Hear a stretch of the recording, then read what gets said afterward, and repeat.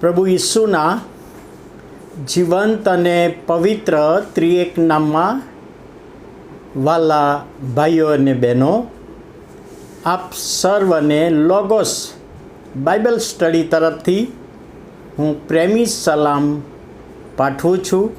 અને આજે 2025ના વર્ષનો 259મો દિવસ 16મી સપ્ટેમ્બર 2025 અને મંગળવારનો નવો દિવસ આપણા જીવનોમાં પ્રભુએ બતાવ્યો. માટે પ્રભુનો ખૂબ આભાર માનતા પ્રભુના નામને ધન્યવાદ આપીએ છીએ. કેટલાક સમય પહેલાં ઇમ્પેક્ટ નામનું એક મેગેઝિન આવતું હતું અંગ્રેજીમાં, અને એમાં એક સાક્ષી મેં સાંભળેલી ને વાંચેલી, અને એ સાક્ષી પ્રમાણે ચેઇન સ્મોકર અને અડધું બાઇબલ, ચેઇન સ્મોકર અને અડધું બાઇબલ, એ વ્યક્તિ જે ચિગાર પીતો, બીડી પીતો, બ્રિસ્ટોલ પીતો અને એની અંદર તમાકુનો જે ભૂક્કો હતો એ પી નાખે.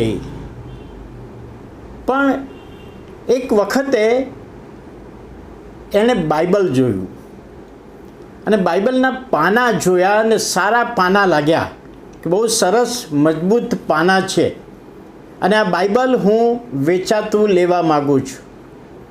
અને વ્યક્તિએ બાઇબલ વેચાતું લીધું. હવે ત્યાર પછી એ વ્યક્તિ બાઇબલનું એક પાનું ફાડે અને એની સિગારેટ બનાવે, તમાકુ ભરે અને એ રીતે એ પીતો હતો. પરંતુ એણે એક સારી બાબત એ કરી કે આ પાનું ફાડું એ પહેલાં એને વાંચી નાખવું આગળ પાછળ, અને પછી એની બીડી બનાવવું, અને ત્યાર પછી એ બીડી સળગાવીને હું પી નાખું. અને એમ કેટલોક વખત એણે બાઇબલના પાના ફાડીને, તમાકુ ભરીને, બીડી બનાવીને એણે એ પાના બાળી નાખ્યા. હવે એની ટેવ પ્રમાણે કે પહેલાં એ પાનું વાંચતો હતો આગળ પાછળ, ને પછી આ રીતે બીડી બનાવતો હતો.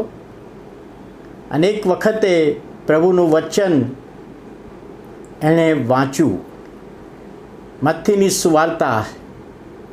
એમાં પ્રભુનું વચન જે લખવામાં આવ્યું છે, 11મો અધ્યાય 28મી કલમ, ઓ વૈતરું કરનારાઓ, બહારથી લદાયેલાઓ, તમે સગડા મારી પાસે આવો. અને આ વચન વાંચીને એણે વિચાર કર્યો કે કોને બોલાવી રહ્યા છે, કયા બહારથી. અને કોઈક પાળક સાહેબને એ ભાઈ મળ્યા અને કલમનો અર્થ સમજાવ્યો, અને વ્યક્તિએ પ્રભુ ઈસુનો સ્વીકાર કર્યો. પણ માથીના સુધી તો બધા પાના એણે ફાડી નાખ્યા છે. હવે અડધું જ બાઇબલ છે એની પાસે, અને અડધું બાઇબલ લઈને ચર્ચમાં જતો, અને દર રવિવારે નવા ચર્ચમાં જાય, જુદી જુદી જગ્યાએ બેસે, અને જ્યારે વચન વાંચવામાં આવે ત્યારે જૂના કરારથી વચન વાંચે તો બાજુમાં જે બેઠા હોય એની પાસે વચન જોઈ લે. પેલો બાજુવાળો ભાઈ કે તમારી પાસે બાઇબલ છે ને? અને એ ભાઈ કે મારી પાસે અડધું બાઇબલ છે, માથીની લખેલી સુવાર્તા પછીનું બાઇબલ છે. અને પેલો ભાઈ પૂછે કેમ આવું અડધું બાઇબલ? એટલે કહે કે સારું, દેવળ છૂટ્યા પછી મને મળજો. અને દેવળ છૂટ્યા પછી એ મળે અને પોતાની સાક્ષી આપે, અને એ સાક્ષી સાંભળીને ઘણા બધા લોકો પ્રભુનો મહિમા પ્રગટ કરનારા થયા.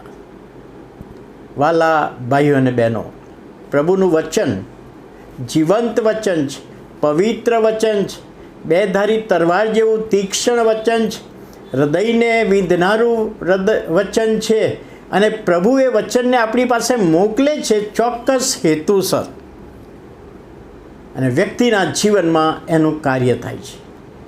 અને એ વ્યક્તિ પોતાનું અડધું બાઇબલ લઈને ચર્ચમાં જાય અને સાક્ષી આપનાર પ્રભુનો સેવક બન્યો. વાલા ભાઈઓ અને બહેનો, પ્રભુના વચન દ્વારા પ્રભુએ આપણી સાથે વાત અને વ્યવહાર કર્યો છે. આપણે સાક્ષી રૂપ બનીએ, સાક્ષી આપનારા બનીએ, એ જ આપણું આ પ્રભુનું વચન સમજવામાં સહાય કરે. પ્રાર્થના કરીએ. વાલા પ્રભુ, અમે તમારો આભાર માનીએ છીએ, તમારા નામને ધન્યવાદ આપીએ છીએ. જીવંત તમારા વચનો દ્વારા તમે અમારી સાથે વાત કરનાર એવા પ્રભુ, અમે આભાર માનતા તમારા હાથોમાં સોંપાઈએ છીએ. ઈસુ પ્રભુના નામમાં સાંભળો, માન્ય કરો. આમેન.